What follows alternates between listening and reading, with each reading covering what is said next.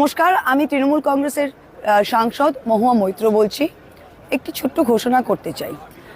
গতকাল আপনারা দেখেছেন মাননীয় মুখ্যমন্ত্রী, ভারতবর্ষের প্রথম মুখ্যমন্ত্রী যিনি সুপ্রিম কোর্টে নিজে দাঁড়িয়ে বাংলার মানুষের হয়ে এসআইআর কেসটা লড়ছেন।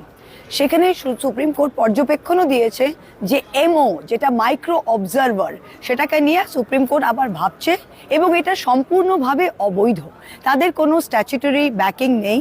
তারা ইআরও এবং এইআরওদের ওপরে বসে কোনোভাবেই তাদের কাজ চেকিং করতে পারে না। আমি সকল এমও এই মাইক্রো অবজারভারদের উদ্দেশ্যে বলতে চাই যে আপনাদের বলা হয়েছে 2800 টাকা দেওয়া হবে, 10 দিনে আপনারা কম্পিউটার ভাড়া করে নিজেরা কাজ করুন। একটা জিনিস আপনাদের মনে করিয়ে দিতে চাই যে ইলেকশন কমিশন পশ্চিমবঙ্গ সরকারকে 908 কোটি টাকা দেওয়ার ছিল 2024-এর ইলেকশনের পর ইলেকশনের খরচা। আজ অবধি 1 পয়সা দেয়নি। আমরা রোল প্রিন্টিং যেগুলো করালাম সেগুলোর টাকা ইলেকশন কমিশন আমাদের দেওয়ার কথা এখন অবধি দেয়নি।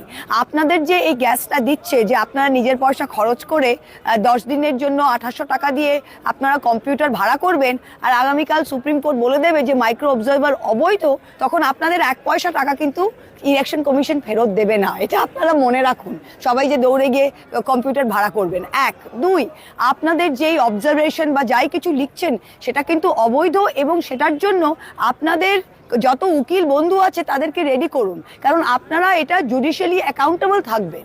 যে কিছু লিখছেন আপনি, যে কোনো অবজারভেশন লিখছেন আপনি একটা এইআরওর ওপরে, you will be held judicially accountable.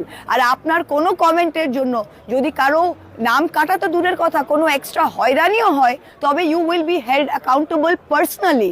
আপনার নামে কিন্তু সেটার কেস করা হবে, সেটা আমরা দেখে নেব। অনেক ধন্যবাদ, থ্যাংক ইউ।